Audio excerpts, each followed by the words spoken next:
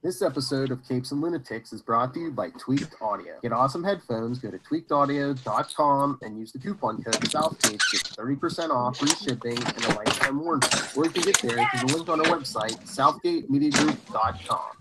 This is Brian Edward Hill, and you're listening to the Capes and Lunatics podcast.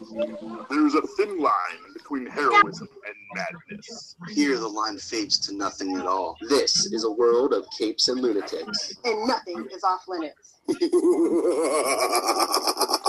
All right, the day is here. Captain Marvel review. Got a full house and no Lilith Hellfire. We're going to have so much fun, Lilith, and you're going to miss it. I know you're listening to this. All right, let's jump in. Capes and Lunatics, episode 95, close to 100. Starts right now. All right. Let me catch my breath before I introduce everyone. All right.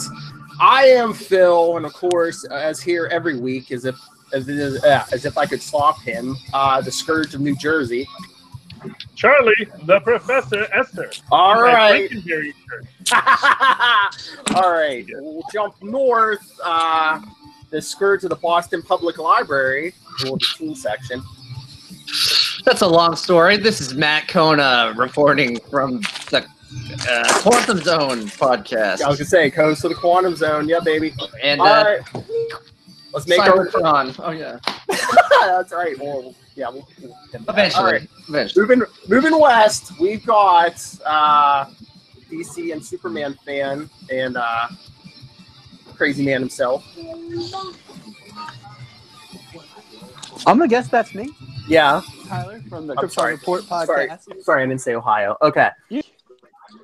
Broadcast in Ohio. So, well, it's not corn yet, but it will be shortly. And probably the wrong podcast to do the ladies last. From Alaska, from the Biters podcast, we have Diane and Marnell. Hey, I'm Diane. How's everybody doing? I'm Marnell. No matter what, one word or two. No matter what her screens. It's a one word or two. Mine's one. that Cree name. All right, so let's jump in. I wanted to start with the ladies because, well, isn't that chivalrous of you? Well, then I think they have the least amount of experience reading the Carol in the comics. What did you think of the movie? It was no Superwoman. Or Wonder Woman. No Wonder Woman. Wow, that's some pretty heavy criticism. No, it was no Wonder Woman, but it was a good movie overall. I really liked it. I gave it 9 out of 10 glowing blue cat pukes. So, did everyone stay for both end credit scenes? Yes. Of course. Okay. I only did because of the friend that we were with said, no, there's another. I always will stay to the end. I missed the second one. Yeah. I missed the second one. I had to pee, and I wanted to beat the crowd. Because Solomon and I went on preview night on Thursday. It was me and my little buddy. We went, so we just wanted to get out of there before it was a packed house. And I was like, Phil, tell me if I miss anything good. Anytime I see people getting up at the end of, especially a Marvel movie, I'm just like, what are you doing? Is this like your first time in a movie?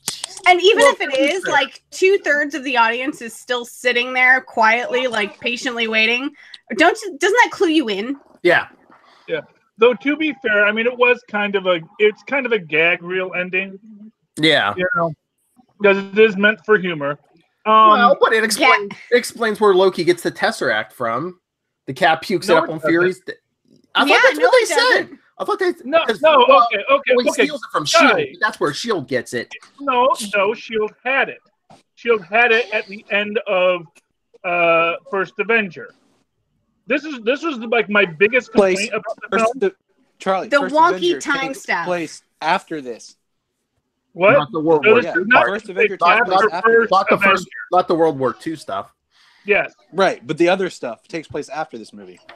Yes, I know that, but Howard Stark pulls the Tesseract out of the bottom of the ocean. Yes. At the end of World War II. Yes. And Marvel got it. Yes, Well, exactly. they'll get a hold of it. Essentially, what they needed a line how Marvel was working on this because it was on Earth, and it actually makes sense that that's why she's on Earth working on this quantum drive, if you will, because that's where the Tesseract was. So it wasn't Shield's hand; it was always at Project Pegasus, which again ties back to where it is at the start of Avengers. Okay, So, I was wrong. I was wrong. Okay. And notably, that actually suggests that the chain of command of it's always been in Project Pegasus's custody, not in Shield's custody. Unless Shield took over Project Pegasus after they found out what the government was doing, because we get the early edition of the Quinjet in here. Yes, the Quadjet. So it's very possible that Shield could take over. Okay, so I want to say something really quick because I actually have to go. I got home to some stuff that I need to take care of. Phil, I love you. I miss you. Okay, but wait, you leave the movie early. Now you're leaving the podcast early. What is going on? Yeah. But no, like I said, I left there early just because I wanted to beat the traffic for my 4-year-old. Because I don't know if you've ever had to hold a 4-year-old trying to pee with a crowd of people. It's better not have Kona. Small bathroom. No, I have not. But no, I just want to say, like, I like the movie. I have nothing against it. I don't think it's the game changer that like Rolling Stone was trying to say it was. I think it just fits right in with the rest of the Marvel films. And my biggest disappointment is I wish that one of the Skrulls had stayed and became a SHIELD agent that we've seen in other movies, because that would have been really awesome if it's revealed that one of these SHIELD agents that we've had through every film that's been in the background or whatever, or has appeared once or twice, was actually a Skrull in disguise. I think that would have been really, really awesome. Well, they probably will. I was gonna say we still don't know. Someone could be a Skrull. I mean, why do you think Hawkeye? Why do you think Hawkeye's so lame? He's a Skrull. Oh, but that's my quick thoughts. I mean, other than that, like I said, the movie was good. I have no beef with it. It was enjoyable. It's a Marvel movie. They play it safe. But I don't think it deserves to be praised as being the greatest superhero film of all time. Lilith, some is that people think. Hey, but I'm saying, like, I mean, you know me, I'll speak if something's good or bad. It doesn't matter who makes it. Like I said, it was good. Had a good time. Solomon had a good time. It fits right in with all the rest of the Marvel stuff. Marvel doesn't want to take risks with their movies. We know that's a fact. But I will say I had the greatest intro. There was no risk taking in that. With what? And of course, having Thanos actually win, that's not a risk. Yeah. No, it would have been a risk if that's how they left it. But no, they're going to try to do in-game where they're going to try to fix everything. Yeah. Well, not taking risk gets them the highest gross at the box office. So good on them. Exactly. That's what I'm saying. They know what they're doing. They know what they're doing. That's what I'm saying. Yeah. Like they play it safe. They do their thing. I'm fine with that. I enjoyed it, but they know what they're doing. Like, I'm not hating on them. They're just like, okay, this is what we do. Exactly.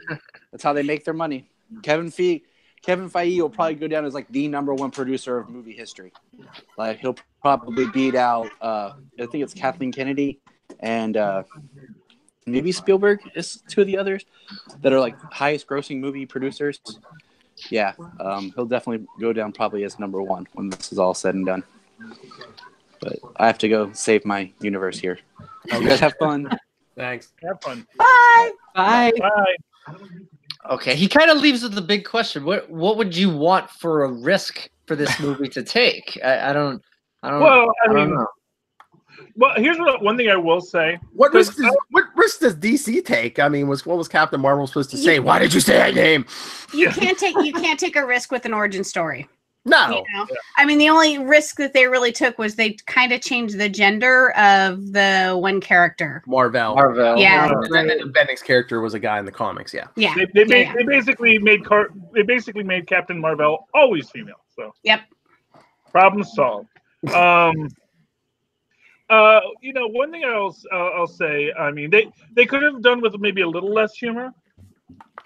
Like I said, I'm not a fan. I'm not a fan of Goose. Really? I loved it. I did too. Yeah, well, there we go. I mean, some people for me, and maybe had I not known what Goose was from the start, it would have been much more enjoyable for me. It's gonna take your eye, Charlie. It's gonna take your eye, Charlie. Yeah, well, that actually was one thing I did like with Goose. That Goose took the eye. That was. See, and I didn't like that. I didn't like that either. That it was Fury. That's how Fury loses the eye. I didn't love that was part of the story. I wanted a bigger battle, like maybe he sacrificed the eye to save people, and I wanted something bigger.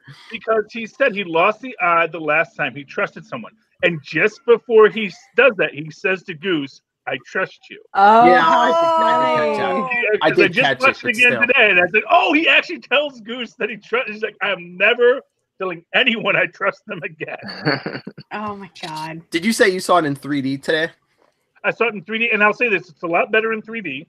Oh, really? It flows, and actually, the first time I saw it in IMAX, and I really was a little disappointed by it in IMAX. I'm sure the space battle fight. I'm sure the space battle fights were like, Oh yeah, it was really amazing. 3D. Yeah, but no, the IMAX actually was kind of just disappointing. Honestly, it just, I mean, it's big, but it really didn't. It really didn't add anything to it. It wasn't IMAX 3D, so I think just IMAX as IMAX just didn't really give it much. But in 3D, it was the real D 3D. That was really good, and I think when I was really watching it with Tristan, I think that made it a lot more enjoyable too. I mean, there's a lot of great, and I'll tell you, really, there's only one scene with Goose that really bugs me, is when they take off in the ship and they get the heavy G's and the cat's like splayed out against the back. And it just seems so Garfield-y. It's like I did not need a Garfield reference in this. It was Monday. What do you expect? But really, all of my complaints kind of center around Goose. Everything else I like. Also, I think what was a little disappointing for me was that for once they didn't surprise me with their plot twists, because I knew the Kree were space Nazis all along. I knew the Skrulls were going to be the good guys, or at least not as bad guys. And I did not know that she got her powers from the Tesseract. And I thought that was a great twist on the origin. Yeah. And also, although it doesn't explain why she survived the snaps, it does suggest that, again, there may be disagreement among the Stones as to what they're doing. Just random. It could just be random that she survived it. It could be. Or 50% of the people empowered by Stones are gone. I thought that she survived it because she was galaxies away. I don't know. Well, no, it affected the whole universe. Yeah, it affects the universe. All right. Yeah. Yeah. So I've got to say, I had gone back and read some of the comic book collections that Phil had recommended to me, and I feel like I need to go back and read them again now that I've watched the movie to see where the movie differs, because I felt like even though they were trying to give us the origin story, it didn't go with what I had read quite so smoothly. Yeah. This was a complete reworking of the origin. And it has someone coming. That was a recording of me, not the actual me right now. Yeah. Comics Corner. That was live. That one was live. You were going to wear that button out, aren't you, Phil? Already happened. So, coming from someone who's never read any of the comic books or anything, I loved the movie. I needed the origin story. I enjoyed it.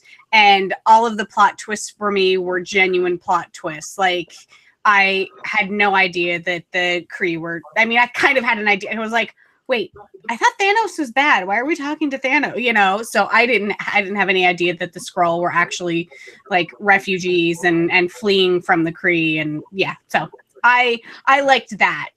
And you guys made the point. I had forgotten that the Tesseract was actually found in the 40s. I was totally thrown off by having the Tesseract appear somewhere in 1995. So I was like, are we in an alternate timeline? What's going on? But yeah, I'd completely forgotten about that. So that solves one of my problems.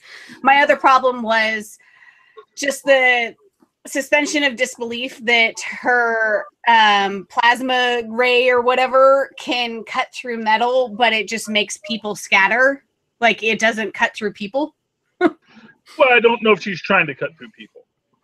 But she really can't control her power. in the At beginning. first, yeah. Well, at first, her power is being regulated. Dampened, Yeah. right. Which- But she which I still think- cuts. She still cuts through the hull of the Skrull ship, and not the Skrull themselves. Yes, but again, she is controlling it because when she is shooting at someone, she's probably not trying to necessarily vaporize them. I would they be. also, well, yeah, fair enough. She made him like get sucked out into space. What's the difference? Yeah, yeah. I mean, it's a fair cop. It's also the possibility that maybe deep in her unconscious, she knows that something's wrong, and so she's not using her full deadly power. Unconscious morality. Yeah, plausible deniability. I didn't kill you. Space killed you. Well, and again, that was unintentional. It just blew up, and they actually got out of the way, so that didn't hit them when it blew up her gauntlet. Right. And then you realize that the wall just melted and fell off into space. Yeah. I just want to say a quick thing about the collections. For any of you who have Amazon Prime and the Kindle app, they just put out like 10 for free that you can just read and download to your phone if you have it. So I'd read a bunch of them, but so that's why I kind of knew about the Flurkin and stuff like that. But the Flurkin was like a reaction from Rocket Raccoon, I believe. But okay, so yes. So are all cats Flurkin, or was this just like a Flurkin that Marvel brought from wherever to Earth, or are all Earth cats? No, it's just the Flurkins are Flurkins. Flurkins look like Earth cats, but they're not cats. It's a It's a Flurkin alien, Marnell. Well, because I actually had a friend last night who couldn't come to the movie because their cat attacked them, and like. Whoa. Yeah, I mean their hand is all swollen and bitten a whole bunch of times, and I'm like, I'm pretty sure all cats are Flurkins. Yeah. Bad kitty. Although I will say this, they have a little plush goose for sale at Walmart right now. And if you squeeze it, the things come out. Oh man. Yes. Wow. Me and Tristan were playing with that at Walmart today. So yes, you can. It's over with the baby tackle section. Well, basically in the girl toy section, essentially, because it's the Captain Marvel doll with the long hair, which I think doesn't look right, but they have that display because they have the Captain Marvel display in the boys section and the girl Captain Marvel display, which has the Flurkin and the weird Captain Marvel, almost like a Barbie. I think the one in the girls section is almost like a Barbie, but it's like Captain Marvel because I sent a picture of Lilith and she's like, "Oh, that's trash." It's not a very good doll. I'll be honest with you. It does not. I think they're trying to thread a needle and completely missed on that. Our doll expert Lilith Hellfire says it's no good. It's still gonna sell. It's highly possible. Yeah. Like I said, they make. I mean, they have other Captain Marvel toys over in the rest of the. It's just trying to integrate the superhero section into that girl section and not scare people. I guess I don't know. Yeah. That's interesting because there's a lot of money to be made, a lot of toys to be made, the action figures, Funko Pops, and I guess now dolls and stuffed animals and stuff. So I'm curious to see how well it does. And Endgame's coming soon. She's going to be in Endgame, so true. Yep.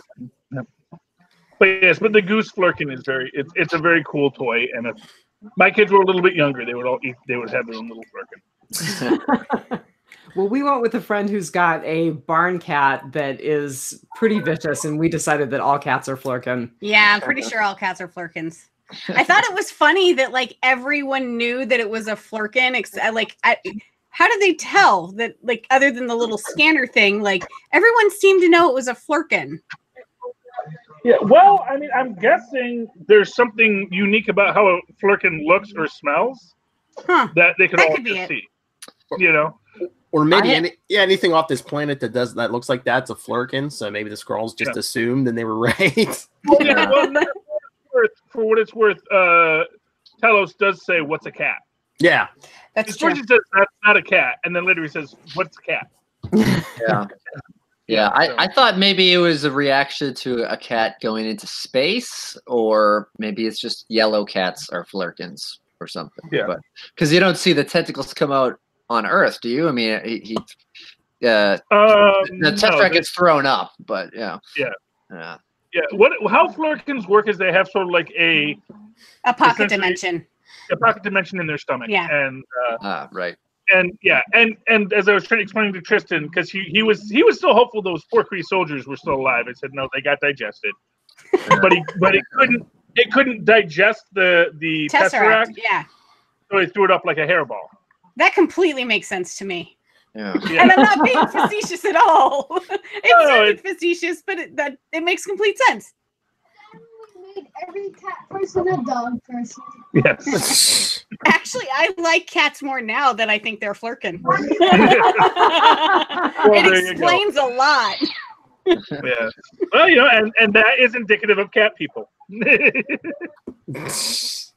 But Charlie, do you think the Skrulls are going to stay I don't know, on the side of good? Because I mean, they've been enemies since Fantastic Four issue 2. Yeah. So essentially, I think there's going to be a quality of this where, because I mean, there's going to be a 20-some year time jump. I mean, are they going to get more vicious in that time? Well, it's entirely possible, especially because we don't know what. Here's what I'll say. I can see the Skrulls being very angry because this is the thing. They're already a decimated population, and now half of them just disappeared. Mm-hmm. So you think we'll see them in Endgame? Maybe. Even if it's just like, if we see where, Captain Marvel leaves them to come back, I mean, we'll probably at least see them there. But if they get out of line, you're gonna have to stick. You might have to stick your boot in an inappropriate place, but I don't know where that is. Your ass. Yeah, exactly. Yeah. Of course, we don't know exactly what Skrulls have going on down there because they apparently a lot. Answered. Anything they want. Anything they want is. I mean.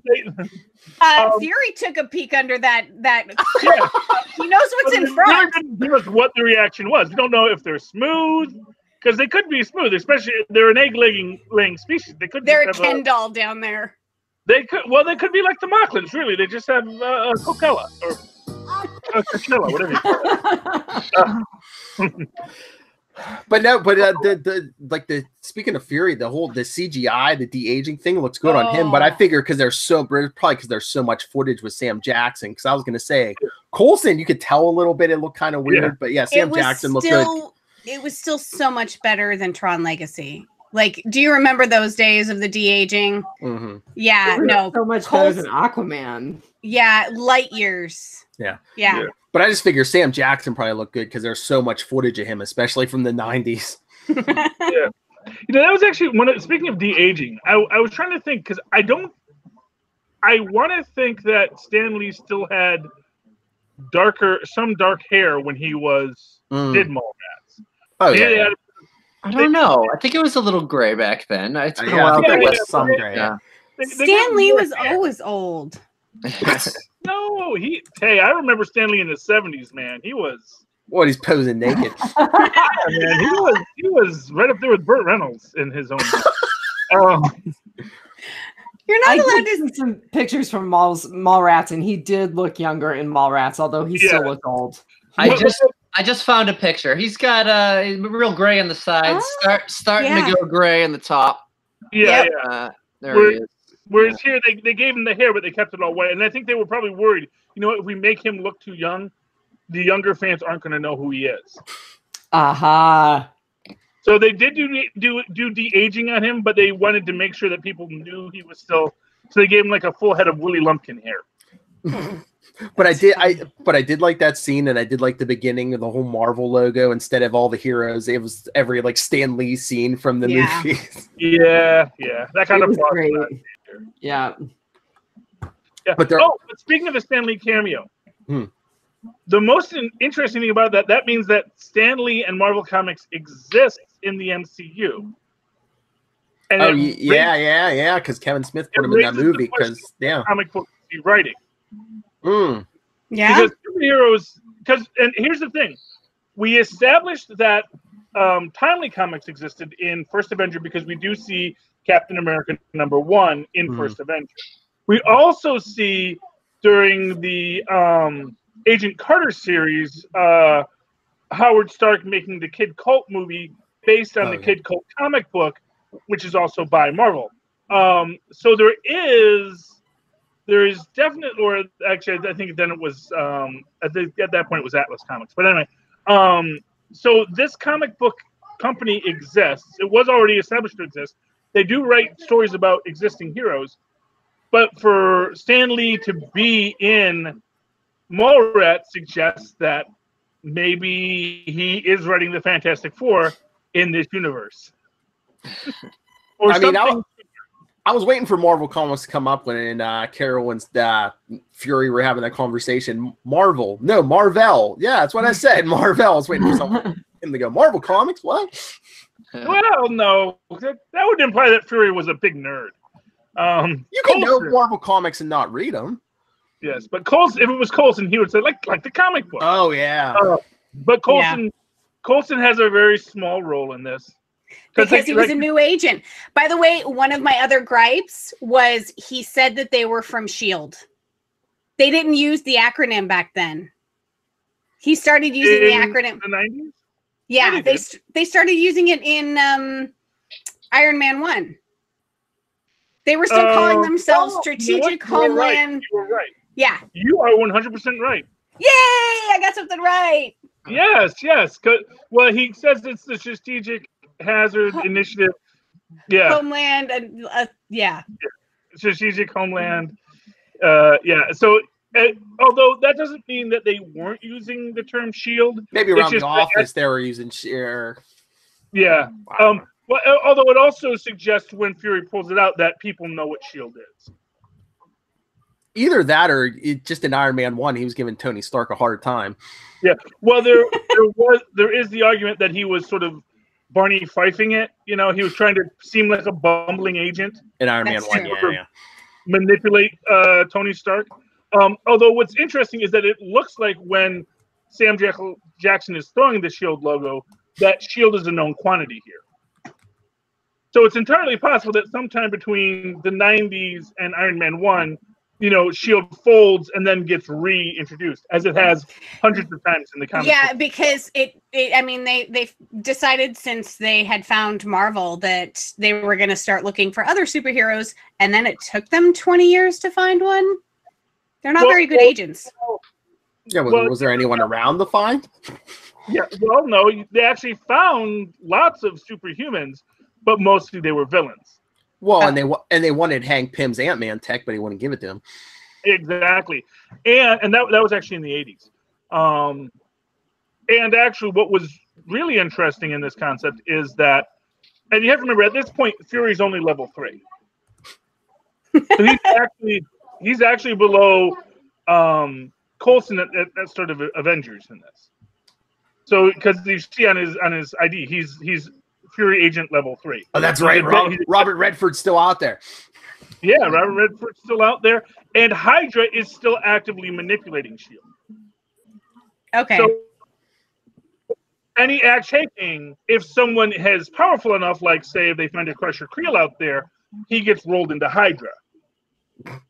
And they're actually trying to, at this point, Hydra is actively working against him on this concept because they are worried. Now, remember, you also have to remember in this that Hydra actually has ties to the Kree because, again, they're all Nazis. That's right. So not for nothing, the fact that Marvel knows the Tesseract is on Earth is possibly related to Hydra's connections to the Kree to let the Kree know that their Tesseract is on Earth, but no one can get it awakened. And then they send a top Kree scientist to Earth to infiltrate Project Pegasus. Yada yada yada. Hopefully, it's better than that Skrull science guy. Yeah, well, you know what? They were refugee people. It was an orbit. It was an orbit. How did you not see that? Yeah, well, not for nothing. It's basic physics. Well, yeah, when you know what these coordinates mean, he doesn't know that that's how Earth people crack their orbital coordinates. You know, it's like, would that be that hard to figure out? I don't know. If I gave you a book in German, would that be that hard for you to figure out, Talos? You know, I could give you the military handbook of Sun Tzu in the original Chinese. Tell me what it says. It's just basic war strategy. That's what you do, right, Mr. War Guy? All right, before I forget, we were talking about the Stan Lee cameos. There was another cameo in this movie that I bet you Charlie Answer doesn't know about. Kelly Sue DeConnick, who wrote a bunch of those Captain Marvel stories. She was in the movie when she was fighting the Skrull on the train and she got off at the station. Mm-hmm. The woman with the red hair and glasses. That was Kelly Sue DeConnick. Wonderful. Yeah. Well, good for her. Nice. Good for her. Yeah. Well, you gotta get these people in here.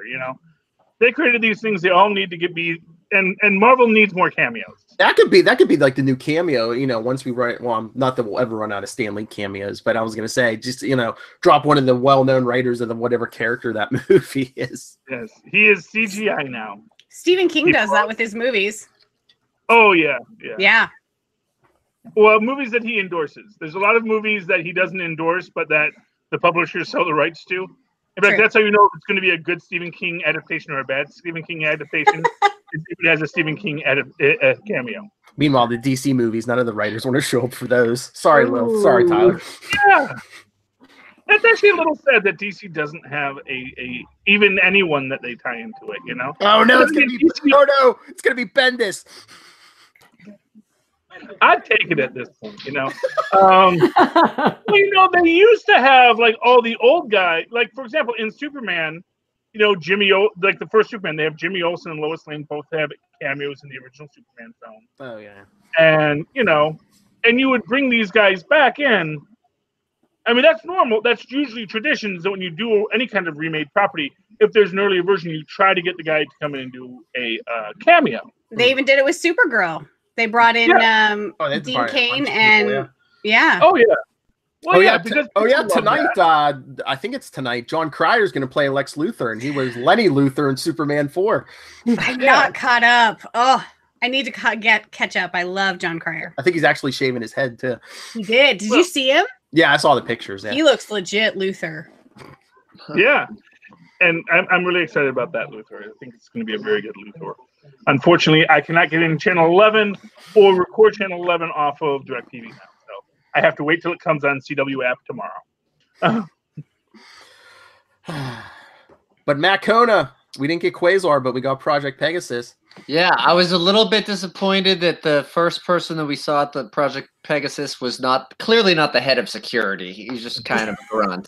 I was looking for a Wendell Vaughn, perhaps his dad. Either that or, hey, I'm Director Grunwald. Yeah. Well, I'm wondering if 20 years in the future, if little Monica is not head of security, because she has to glow or build a rocket ship. Oh no, I was gonna say, I thought you were gonna say she was gonna get her powers. Because did you even hear it? She told Carol, she's like, "Oh yeah, maybe one day I'll glow and come up and fly up and meet you." Well, she says, "I'll meet you halfway." And another Carol Captain says, Marvel. You got to learn to glow like your Aunt Carol, or I could build a spaceship. So either one. So either she's going to build a spaceship. And the last name is pronounced Rambeau. I told you. Yeah, it is Rambeau. I was Rambeau, but I was trying to put more of a French pronunciation on it. Rambeau. You're so worldly. They're from Louisiana. What am I supposed to say? Down in the bayou. Down in the bayou. Oh, but yeah. Any other thoughts? Yes. Any other thoughts? Well, let's talk. I'd like to talk a little about the 90s aesthetics. I thought they were pretty cool. And now this was 1995. This took place in. Yeah, because the crash was in '89, and then they said it was 6 years ago. So 95. Yeah.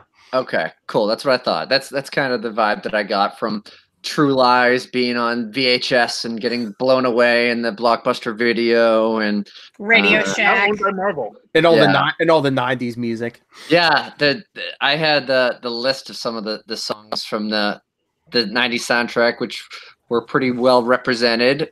What a Man, Salted Pepper, Elastica, Connection, Garbage, Only Happy When It Rains, TLC, Waterfalls. It's about taking the power back. And we did open up on International Women's Day, March 8th. Yeah. So girls kick butt.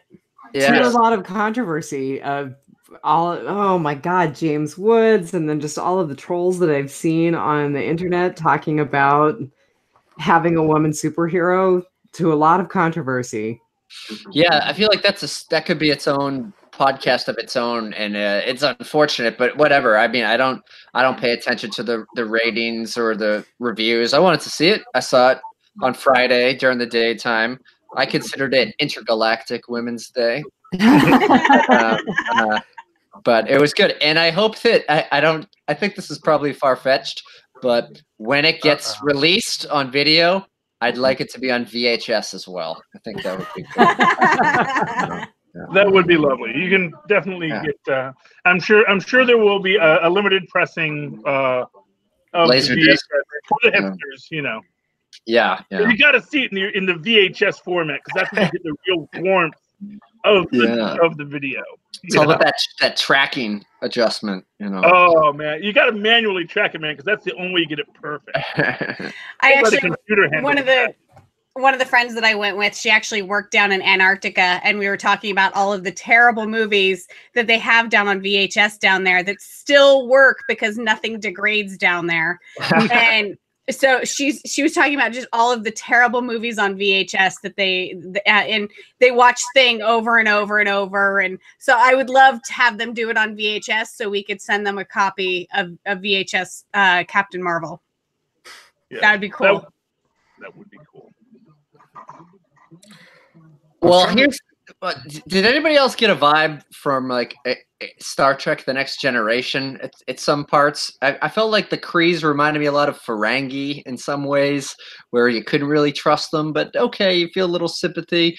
I don't know. I also watched a lot of that in the 90s too. Shut up, Wesley.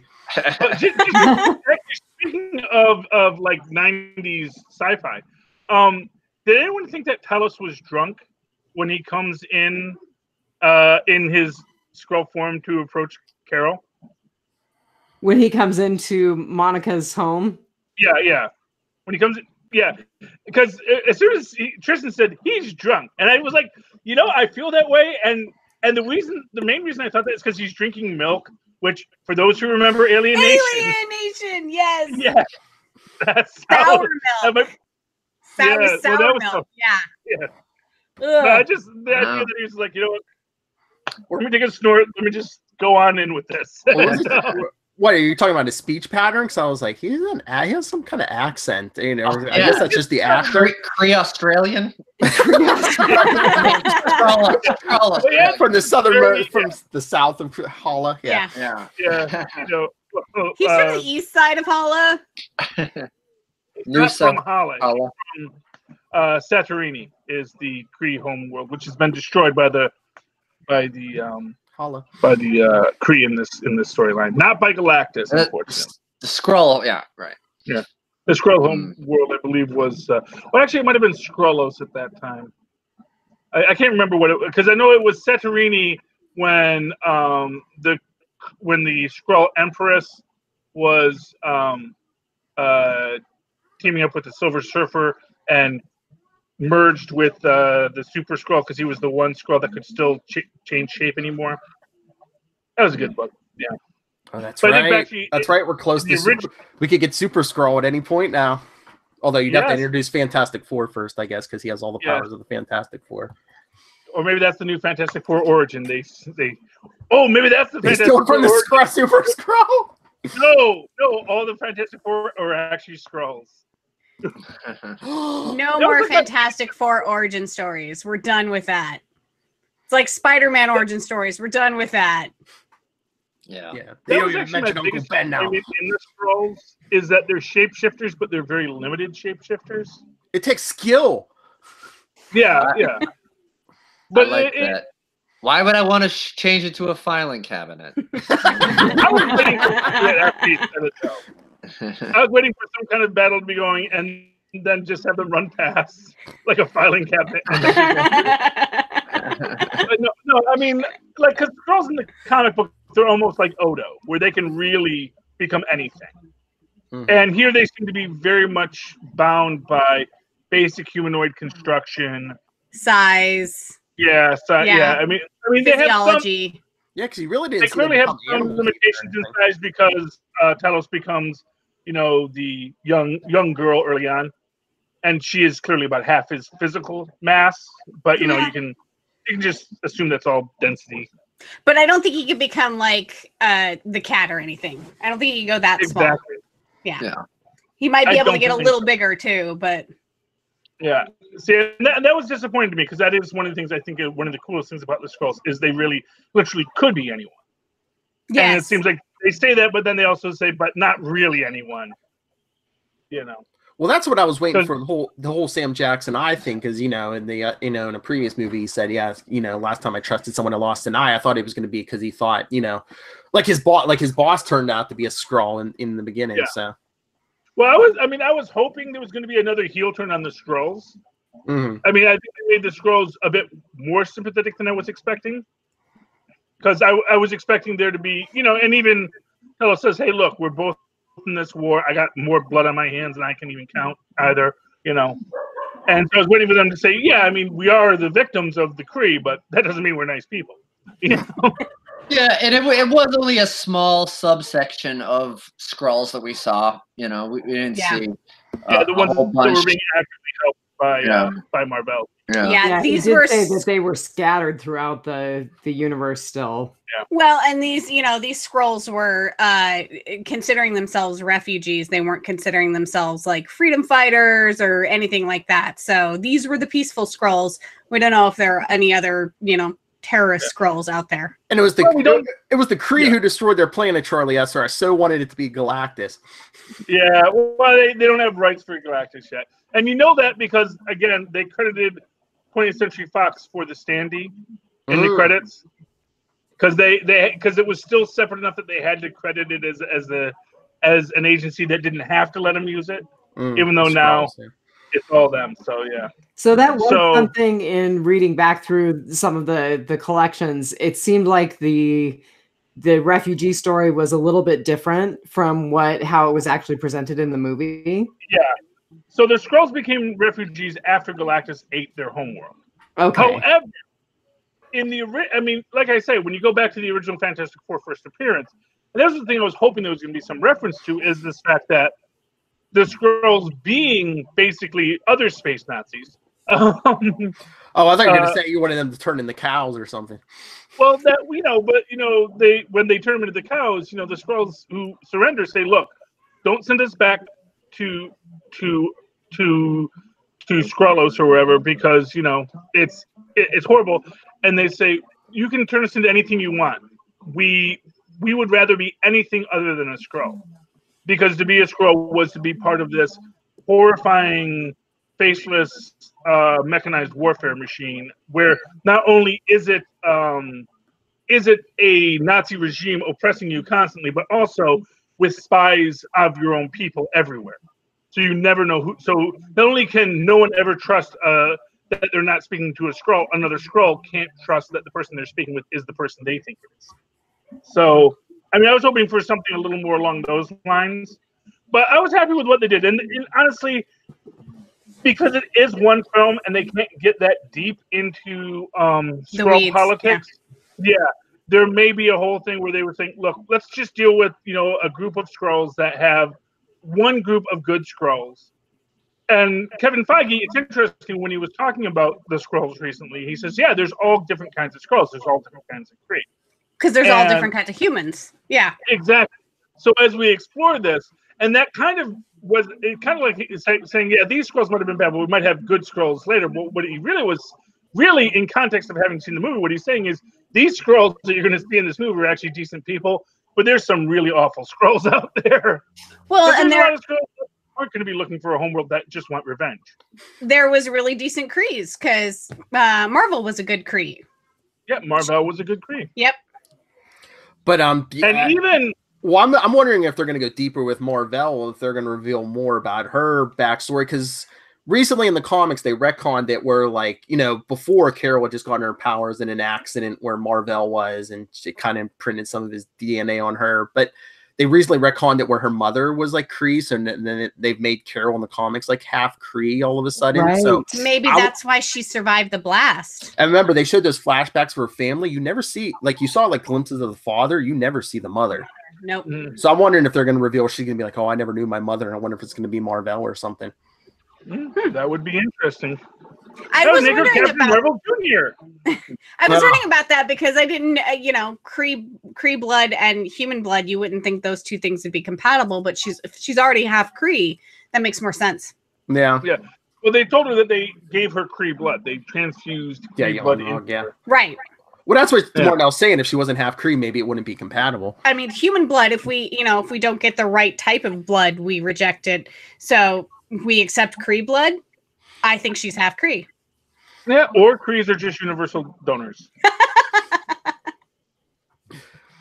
All our blood is blue until it hits the surface, too. That's one thing about humans. Yeah.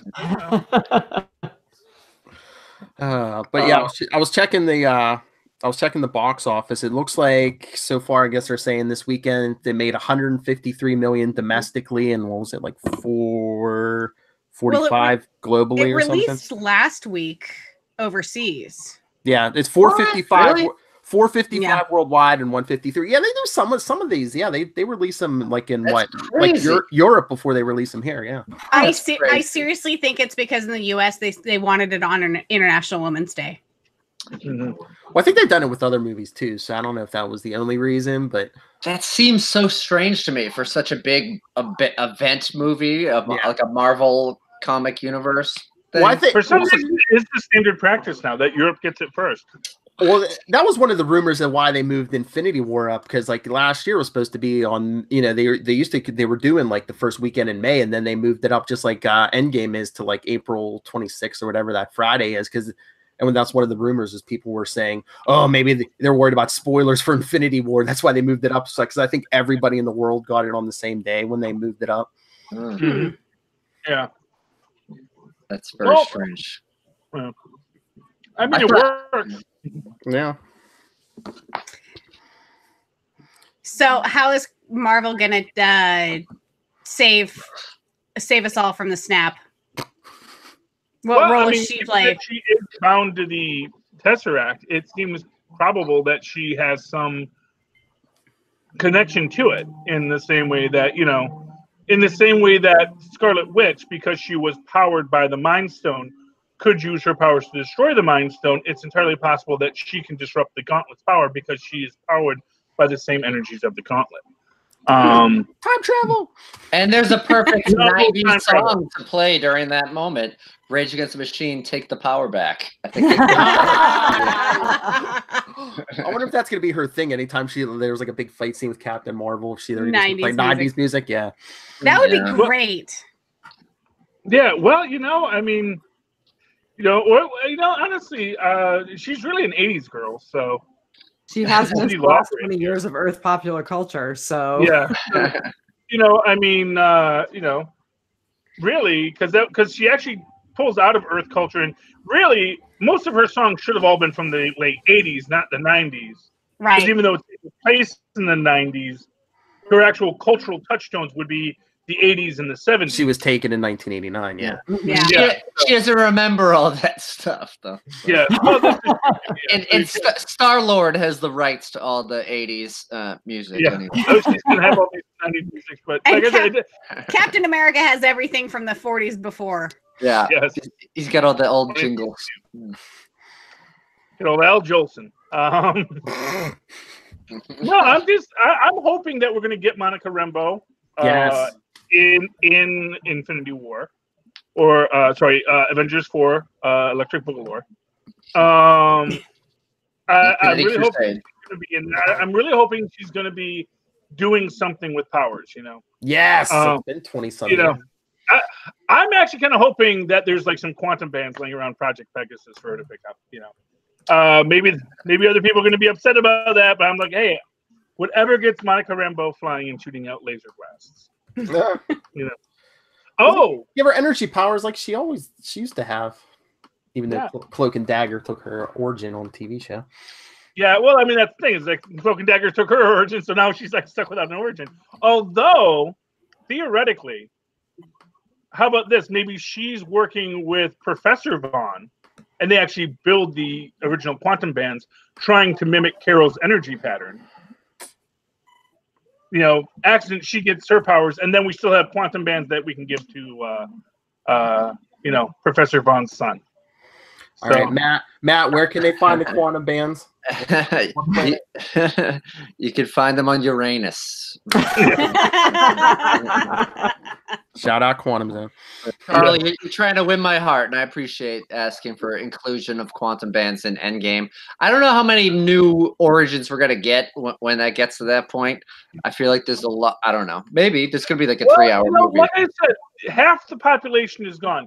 They're going to be. They need to raise an army of heroes, and this is going to be where you're going to get maybe an alliance with these space Nazis called the Kree. You know. And we're going to get the, you know, maybe we're, no, we can't get this year. Dang it. I was going to say. Not yet.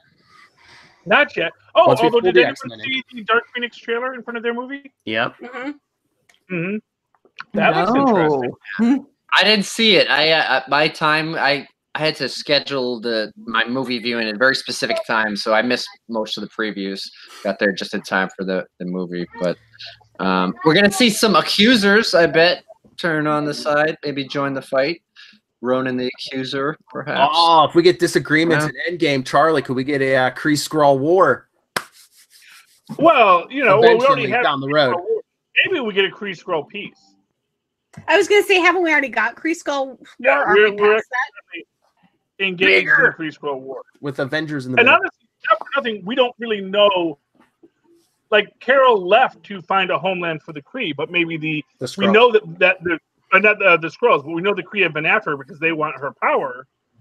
It's entirely possible that basically she and the Skrulls have been fighting this ongoing Kree Skrull war. Maybe she found on the planet, and the Skrulls immediately said, "Okay, now we have a place to attack."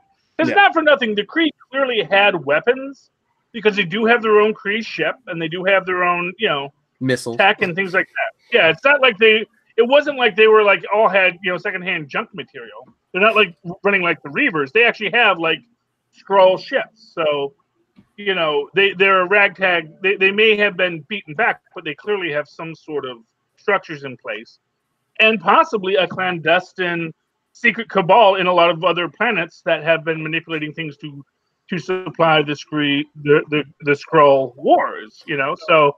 We may see that Carol, by the end of it, is actually disappointed by all of these space people. We even got babyface Ronan. Oh, Before he started messing with the Guardians of the Galaxy. Yeah. Didn't have his war paint on even. He was just all blue face. He was just a 9-to-5 accuser, man. You know? Just bombing planets. hadn't gone rogue yet, you know.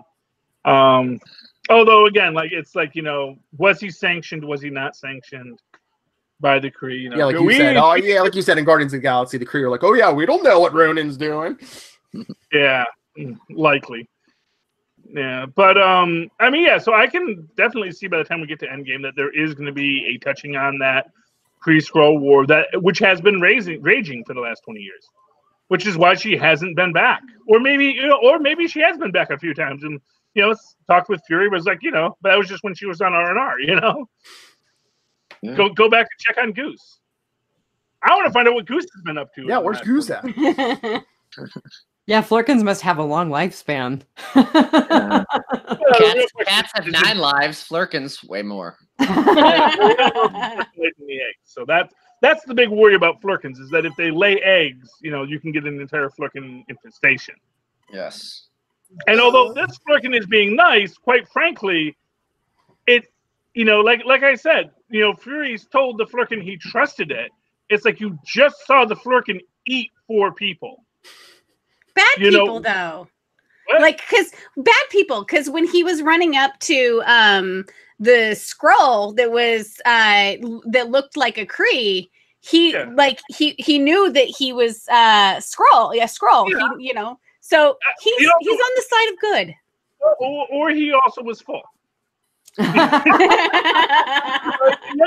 in the Jungle Book, you know, Ka is actually kind of, you know, Baloo gets Kaa to help save Mowgli from the apes, but because from the monkeys, because Kaa's the one animal that they fear because Kaa can go in the trees. And halfway through it, Kaa's like, you know what? Maybe I'll just eat the boy anyway.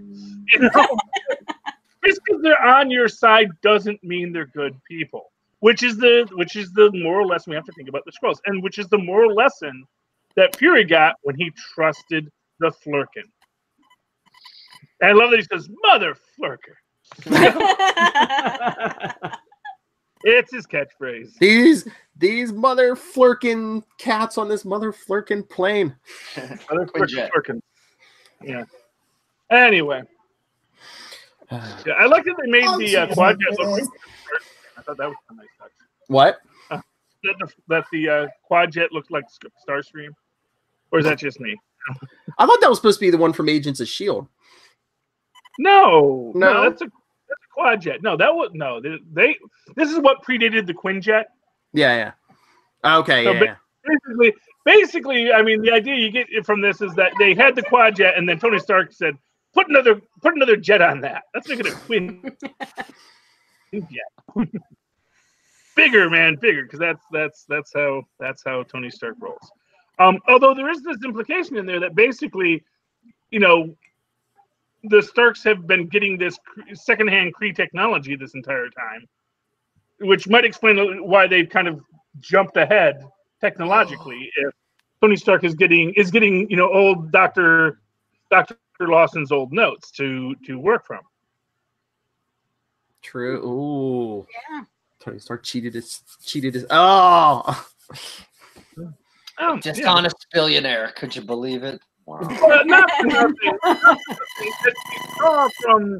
From Agents of S.H.I.E.L.D., we've actually been disassembling actual Kree since the 1940s, because that's what the Project Home Base was based off of.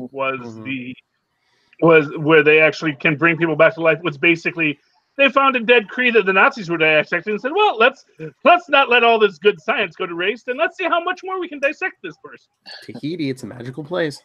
Remember, Tahiti is actually just the rewriting of brain patterns. Bringing you back to life, that's actually Project Home Base. Just saying, there's a difference. People get the two confused, but actually Tahiti is a different project. That's about rewriting neural pathways to alter a person's memory, much in the way the Kree did to Captain Marvel. They didn't alter them. They were trying to find them. Well, the Skrulls were trying to find her memories. Oh, yeah. Okay.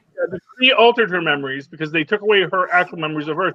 And even as this extra security precaution, put an image of a Kree over Jude Law's, or of a Skrull over Jude Law's face in her memory, so that even when she's having her nightmares, she's not seeing Jude Law, she's seeing a Skrull face. Which, that was one of my favorite parts in the movie, is that end battle, like when she goes through the spaceship and then she goes back down and she's like getting ready to battle with Jude Law, and I'm like, she just destroyed an entire spaceship. Like, this guy stands a chance. And well, he was like power down and fight me fair, show me. Yeah. Like, and then she like knocks his block off and is like, I have nothing to prove to you. That was one of my favorite moments. That was a feel-good moment for sure. Yeah, that's why he did it. He knew once she went through that ship, he's like, oh, I can't beat her unless I get in there, like fighting fair. Yeah. I'm so proud of you. Yeah, but if she had fought him fair, he would have pulled out his like magnetron things the second he got under her thumb. So and we got never trust a space Nazi. There's my drop. How about just never trust a Nazi? Yeah. But sometimes people don't think space Nazis are as bad as real Nazis. So just because you're from space. So we have to build a wall, and we have Space Force. Maybe we need to build a space wall. Don't give anyone ideas. Oh, Phil, you didn't have anything from the soundboard on that one? That's right. We don't know what's happening. But we got all their. We do. Wrong. But now we got other famous Cree, Minerva, but I don't think she was a doctor in this one. Yeah. Well, I She mean, was just like a sniper. yeah, and she's dead now. Nobody's ever dead. Nobody's ever dead.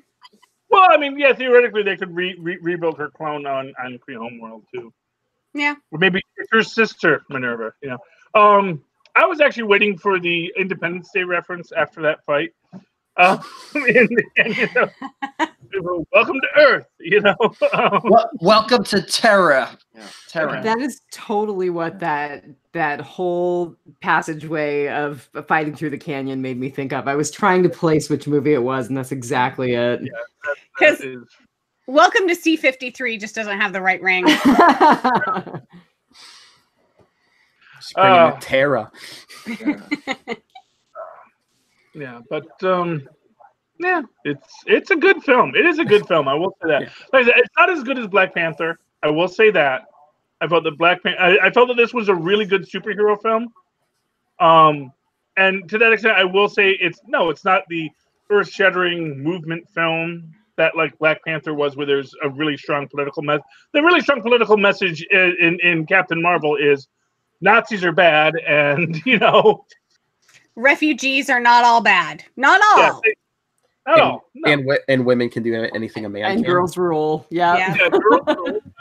And honestly, well, actually, really, as I say, the actual story is humans rule. Because when they say you're just a human, and it's like, yeah, and what do humans do? They get back up. Yeah, we can do this all day. Yep. Just like Cap says. It's because anyone named Captain, I guess. Yeah. Yeah, man. That's what makes you a captain. That's what makes you a hero.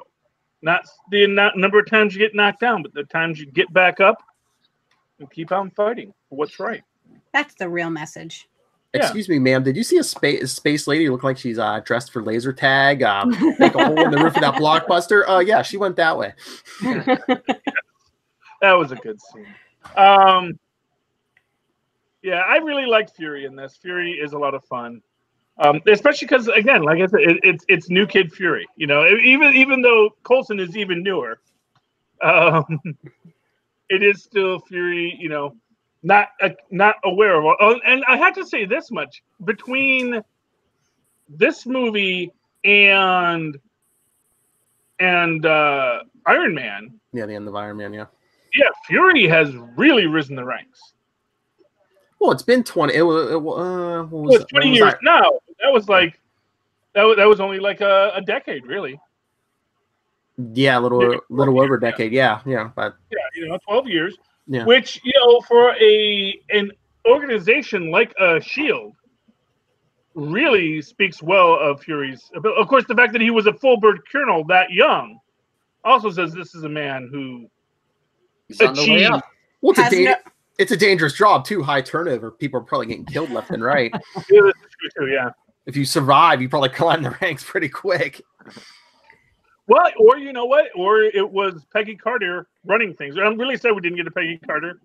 And then when Peggy actually did have to step down, she sort of had to find the one person that she could trust, and that was Nick. Of course, I still say Peggy Carter's alive. She's not going to let that.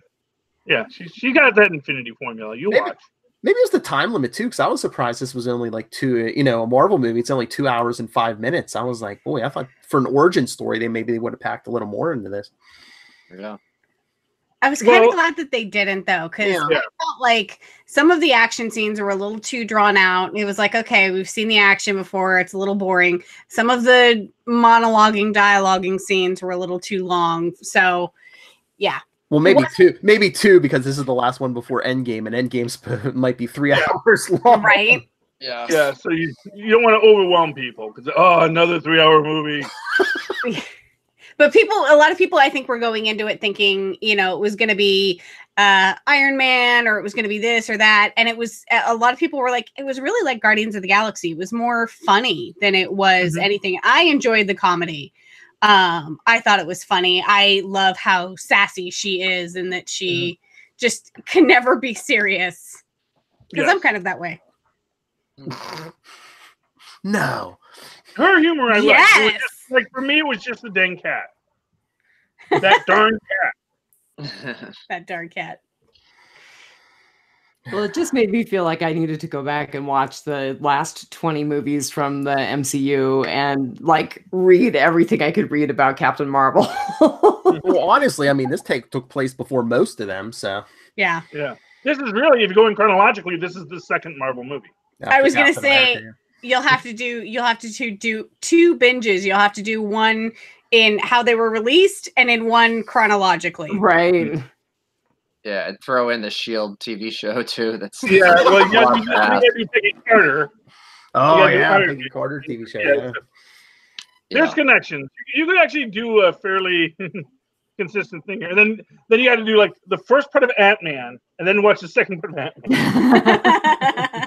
Well, that's like some of those theaters when they do those marathons, they don't even play all the movies anymore. Because I mean, that would be days. Yeah. Well, Yeah. you know, I was still do like a floored day to or realize there were so many. Yeah. well, Disney got their money back on that deal. Oh, yeah. Yeah. You know? It was all just to say, we need a way to get boy money because we're selling all this princess stuff. How do we get stuff boys want to see? The boys like to be superheroes. Okay, buy us one of those comic book companies. What's available? Marvel's pretty cheap. Okay, buy us Marvel. Look at that Star Wars. Yeah. Oh yeah, go get Star Wars too. While we're at it, yeah.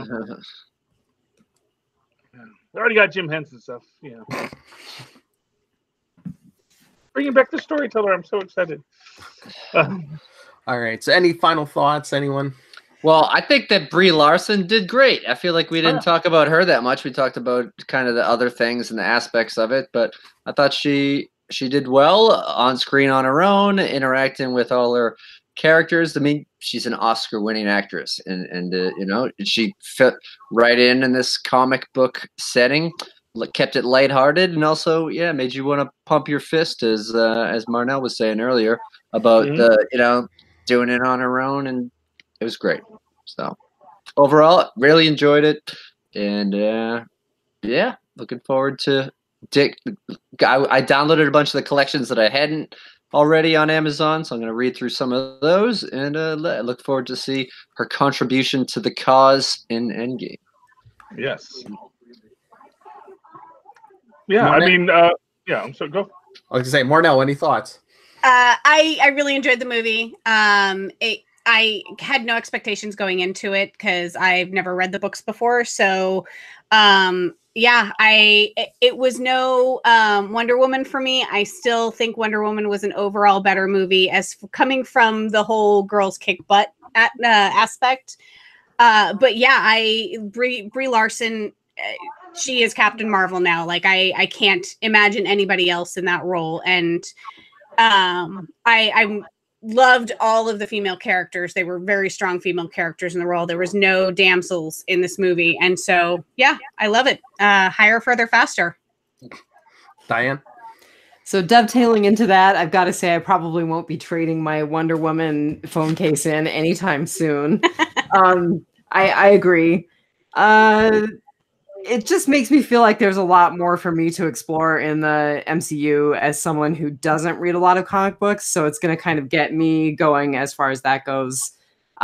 Makes me look forward to Endgame. I didn't realize we were so close to Endgame premiering, and it makes me look forward to that. End of April, yes. Yeah. Can't wait. The only thing between Captain Marvel and Endgame is Shazam. Which actually is getting pretty good reviews from what I hear. I'm kind of surprised. The more I see of it, the better it looks. As long as he's likable, unlike Aquaman. Well, I think there's a lot of the concerns about Aquaman in there because the last trailer I saw, they do have the kid who becomes Captain Marvel Jr. basically berating him about how he's being a really bad hero. That he doesn't understand what a hero is supposed to be. And so I liked that. So, but that's that Captain Marvel. I was going to say, final thoughts on this Captain Marvel. Yeah, this Captain Marvel.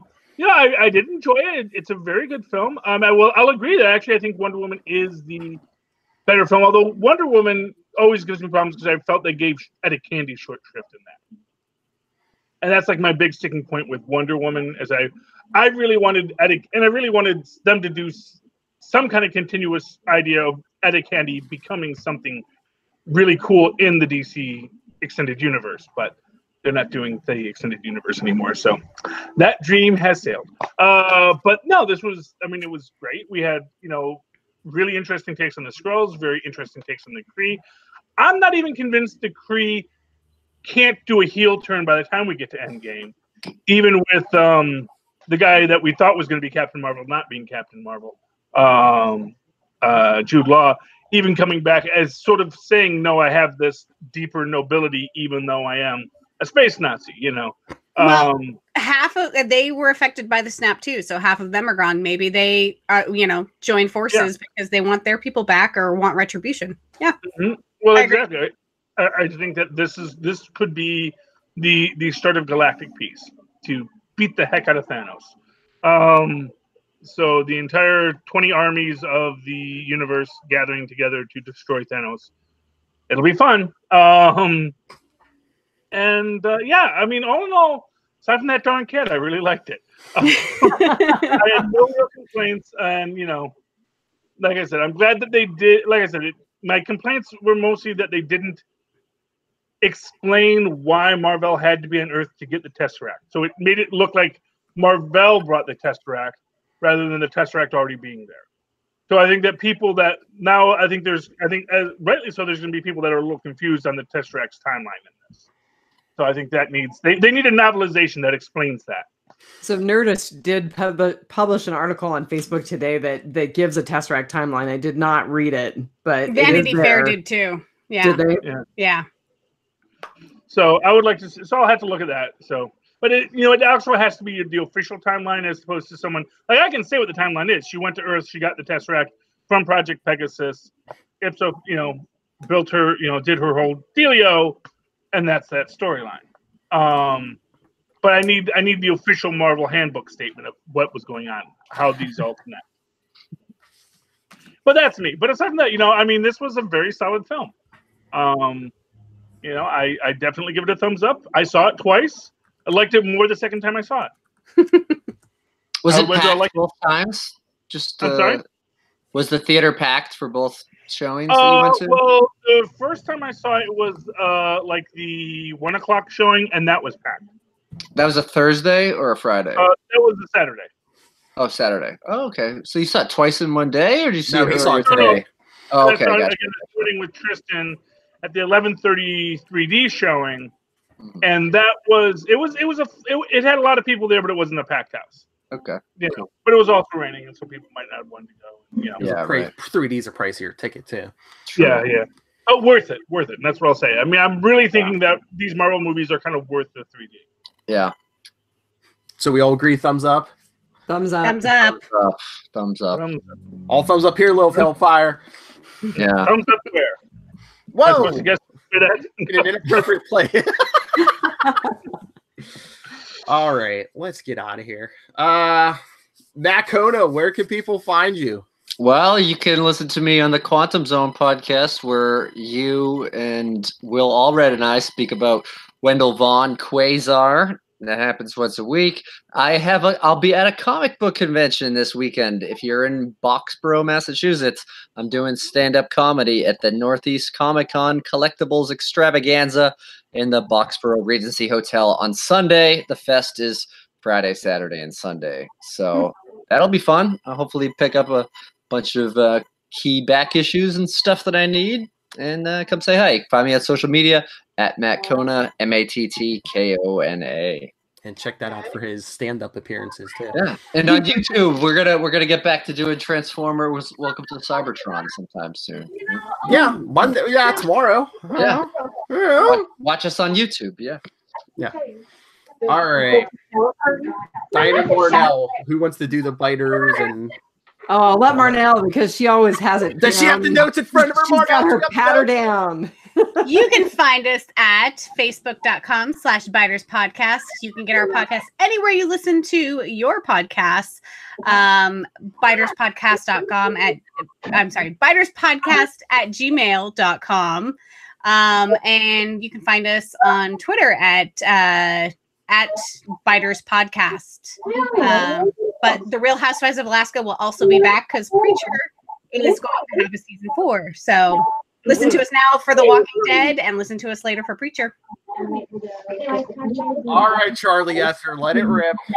Well, you can always write to me in that old-fashioned email way, the way we did in the 1990s at superconnectivityblog@gmail.com. That's superconnectivityblog, all one word, at gmail.com. And, of course, follow me on the Twitters as I live tweet things when I feel like it, like Agents of S.H.I.E.L.D. or Gotham or the Orville at Charlie Esser.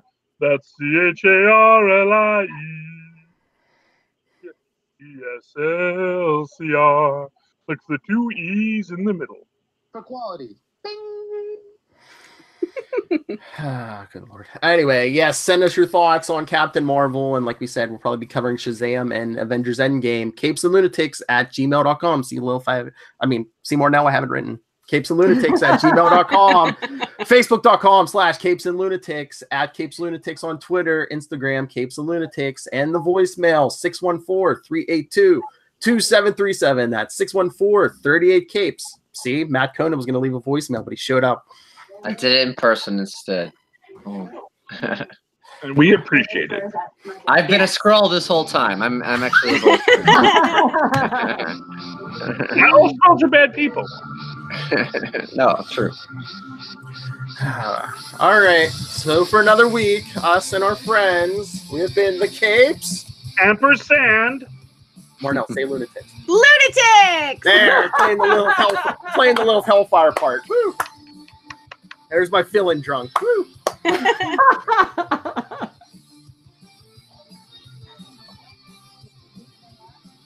Because Lilith is probably drinking right now.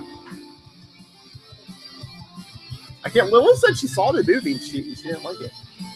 Yeah, that's fine. Well, she's in the bag for DC, I know. She just doesn't want to have anything on record that she saw it and reviewed it, so that when Shazam is worse, she is. I don't know. I think I didn't see the other one, so I can't say if it's better or worse. We're gonna have to do that fight there.